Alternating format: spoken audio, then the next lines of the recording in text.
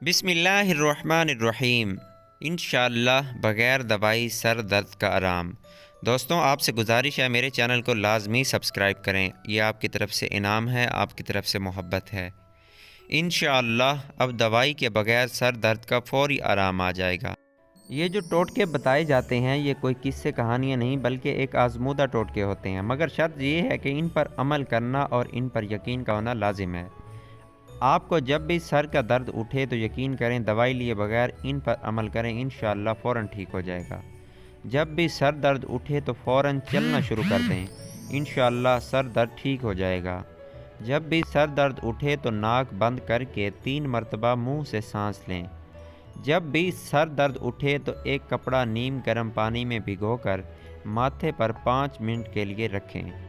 जब भी सर दर्द शुरू हो तो 2 गिलास पानी में 3 अदद लीमू निचोड़ कर पी लें, इंशाअल्लाह इससे बहुत अफाका होगा। दोस्तों, वीडियो अच्छी लगे तो चैनल को सब्सक्राइब करें, वीडियो को शेयर करें। आपकी मोहब्बत का बेहद शुक्रिया। मिलते हैं एक नई वीडियो के साथ। अल्लाह हाफिज़।